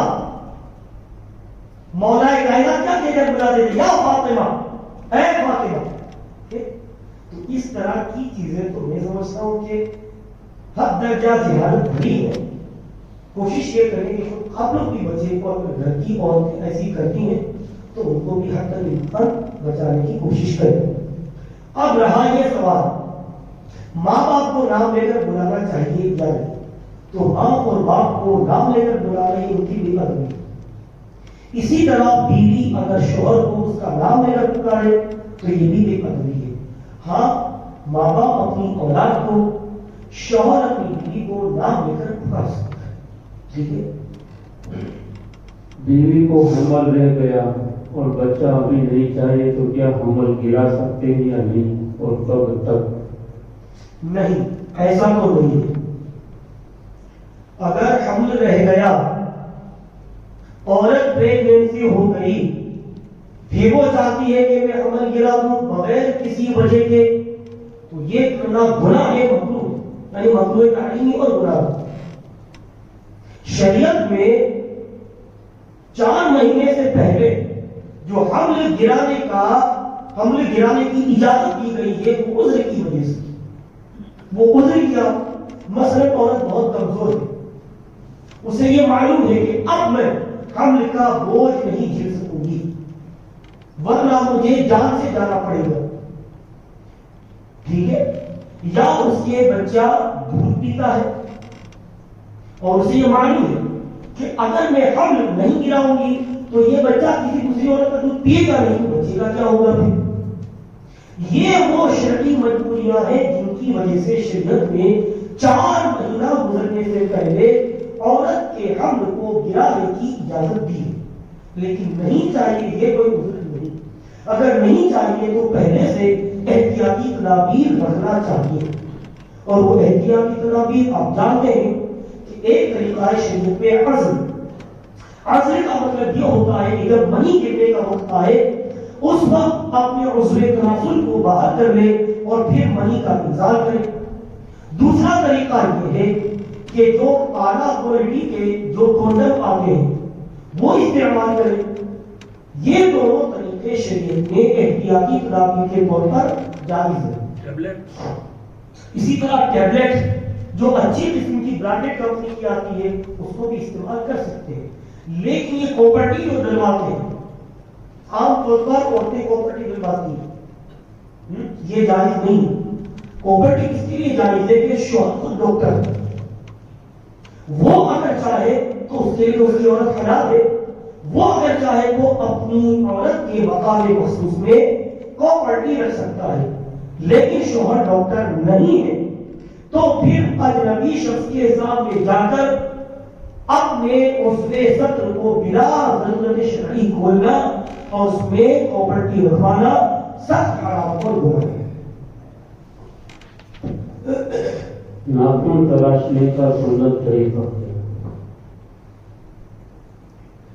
داہنے ہاتھ کی پچھلی انگلی سے شروع کیا جائے, پھر یہ دوسری انگلی, پھر سب سے بڑی انگلی جو تیسرے نمبر, پھر اس کے بعد شہادت کی انگلی, اس کے بعد انگوٹھا, اس کو نہیں تراشنا.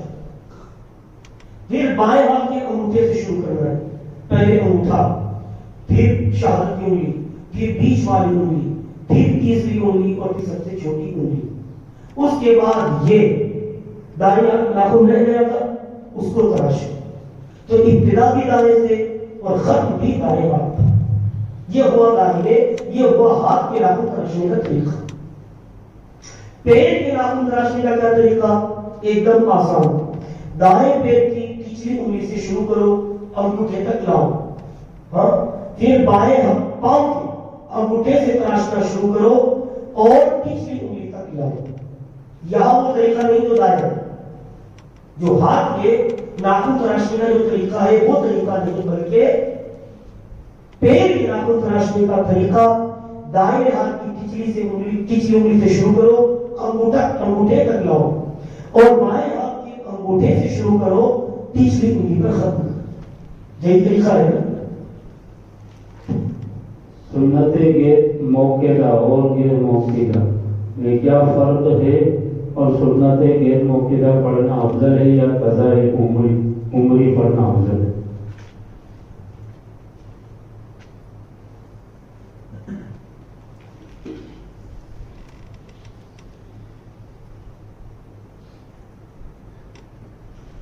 سنت مؤکدہ کہتے ہیں ایسا کام جو اللہ کے رسول صلی اللہ علیہ وسلم نے ہمیشہ کیا،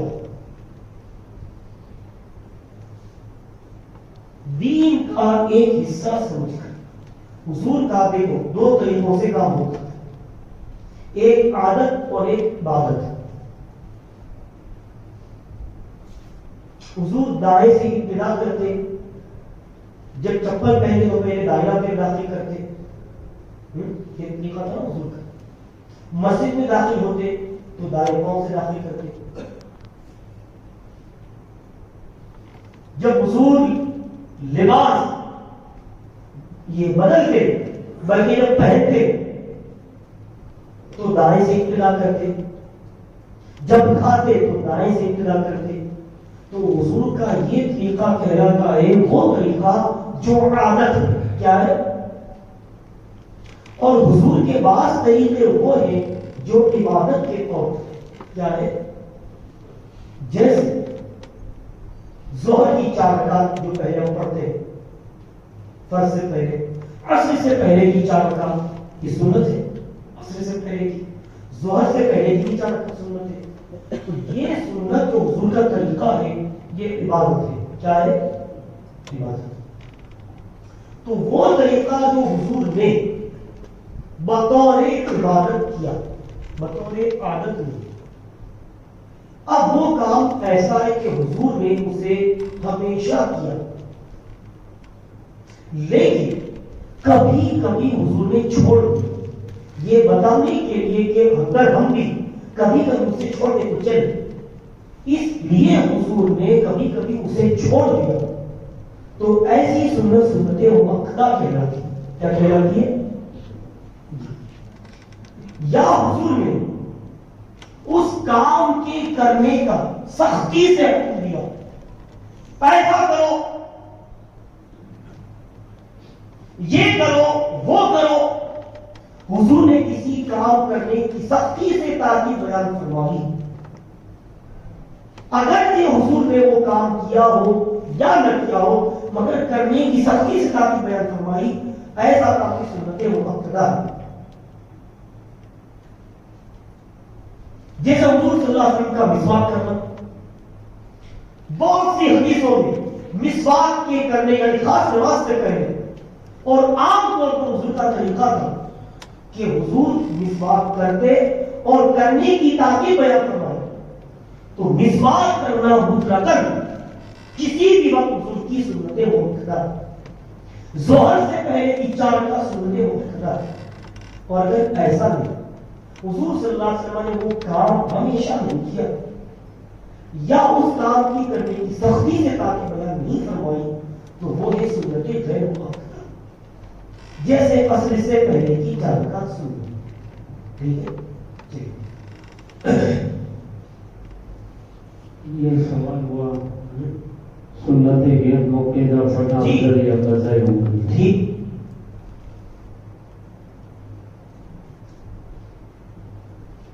ہمارے فقہاء نے بیان فرمایا ہے کہ فرض، سنت مؤکدہ اور واجب، فرض، واجب اور سنت مؤکدہ، اس کو ادا کرنے کے بعد جو وقت باقی رہے اس میں آدمی اپنی قضائے عمری پوری کرے، اس نیت سے کہ اگر مجھے وقت ملا تو قضائے عمری سے فراغت کے بعد میں سنت غیر مؤکدہ اور نوافل پابندی سے پڑھوں گا، یا اس نیت کے ساتھ کہ اگر میرے ذمہ قضائے عمری نہ ہوتی تو میں اس وقت بجائے قضائے عمری کے سنت غیر مؤکدہ ہی ادا کرتا، تو حضرت نے فرمایا ایسے شخص کو قضائے عمری کرنے کا تو ثواب ملے گا ہی، ساتھ ہی ساتھ اس وقت میں جو سنت غیر مؤکدہ ہے اللہ اس کا بھی ثواب عطا فرمائے۔ زیر ناف اور بغل کے بعد 10 دن سے زیادہ بڑھ گئے ہو تو گنہگار ہوگا یا نہیں؟ اور نماز میں کوئی بزرگوں نے بیان فرمایا ہے کہ ہر ہفتے میں جو جسم کے ظاہر بال ہیں بغل کے ناف کے نیچے کے وہ تراش لینا چاہیے. لیکن اگر کسی نے نہیں تراشا تو جب تک 40 دن پورے نہ ہو نماز مقروء نہیں ہوگی. 40 دن تک اگر کسی نے باقی رکھا تو اب گناہ ہوگا اور اس وقت نماز ہوگی مقروء. نماز پڑھتے ہوئے وقت سامنے مصلی پر موبائل یا چشمہ وغیرہ رکھنا کیسا؟ ٹھیک ہے رکھ سکتے ہیں، البتہ موبائل کو تھوڑا سا پلٹ دینا چاہیے تاکہ دل نہ بنے. لیکن اگر کوئی رکھ کر نماز پڑھے تو اس میں کوئی حرج نہیں. جوتا چپل وغیرہ دیوار کے سہارے کھڑا کر کے رکھنا کیسا؟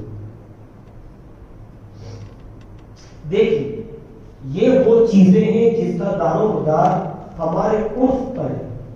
ہمارے عرف میں جوتا کھڑا کر کے رکھتے ہیں کہ زمین پر بچھا کر رکھتے ہیں. کیسے رکھتے ہیں؟ بچھا کر ہی رکھتے ہیں. تو جب ہمارے عرف میں جوتوں کو زمین پر بچھا کر رکھنے کی واجب وہی رکھے، دیوار کے سہارے نہ رکھیں. لیکن اگر پانی لگ گیا ہے، بھیگ گیا ہے، تر ہو گیا ہے تو ایسی صورت میں پانی کا اثر نکالنے کے لیے اگر کوئی کھڑا رکھتا ہے تو اس میں کوئی حرج نہیں. لیکن عام حالات میں جو ہمارے یہاں طریقہ ہے اسی کے مطابق رکھنا چاہیے. باتھ روم میں مچھلی یا کسی جاندار کی تصویر والی ٹائلس لگانا کیسا؟ باتھ روم سے کیا ہوا اس لگانا؟ دیکھیے جو بھی باتھ روم ہو یا کوئی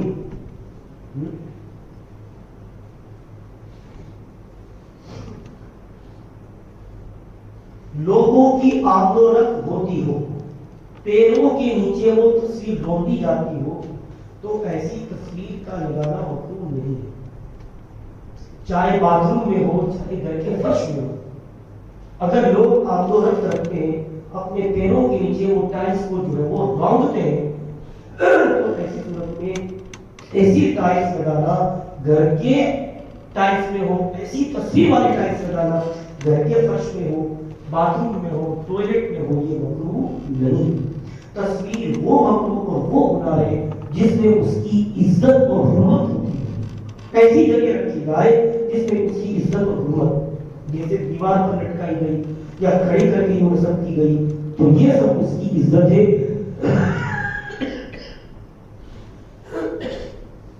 ایسی تصویر کا نصب کرنا یہ مکروہ اور گناہ.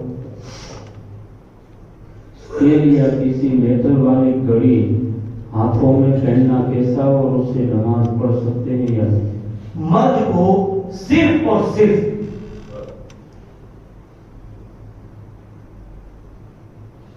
چمڑے کی، جو چمڑے کا تھا اس کو بولیں گے ہاں چمڑے کا بیلٹ، چمڑے ہی کا بیلٹ لگا کر گھڑی کا استعمال کرنا نماز میں ہو یا غیر نماز میں ہو. اگر کسی نے چین والی گھڑی پہن کر چاہے وہ کسی بھی دھات کی ہو، سونے کی ہو، چاندی کی ہو یا اور بھی مگر کسی بھی دھات کی اگر چین ہے تو اس کو پہننا یہ گناہ حرام اور اس کے ساتھ جو نماز پڑھی جائے گی وہ مکروہ تحریمی واجب الادا ہوگی. عورت کو سفید پانی آنے سے پاک رہے گی یا ناپاک؟ عورت کو سفید پانی جو عام طور پر آتا رہتا ہے جسے لیکوریا کہتے ہیں تو وہ شریعت میں پاک رکھا گیا ہے اور اس سے کپڑا ناپاک نہ ہوگا. آخری سوال بہت ہی اچھا سوال ہے. داڑھی رکھنے کے روحانی اور جسمانی فوائد کیا ہیں؟ داڑھی رکھنے کا روحانی فائدہ تو یہ کہ شکل مسلمان کی لگے گی، ہاں حضور کے سچے عاشق کی شکل لگے گی. جو دیکھے گا دور سے حضور کا عاشق آ رہا ہے. اور ایسی جگہ داڑھی رکھی جہاں داڑھی رکھنے کو لوگ گھن سمجھ کرتے ہیں. یہ لوگ موجودہ زمانے میں جو ہے ابھی پگ نہیں رکھے ہیں. ایسی جگہ کسی نے داڑھی رکھی تو اس کو 100 شہیدوں کا ثواب ملے گا. اور جسمانی فائدہ یہ ہے کہ جو داڑھی نہیں رکھتے ہیں ان کی قوت باہ کمزور ہوتی ہے، جو داڑھی والے ہوتے ہیں ان کی قوت باہ بڑی مضبوط ہوتی ہے. اللہ تبارک و تعالیٰ کی بارگاہ میں دعا ہے کہ جو کچھ سنا گیا اللہ ہم سب کو اس پر عمل کرنے کی توفیق عطا فرمائے. السلام علیکم ورحمۃ اللہ وبرکاتہ. صلاۃ والسلام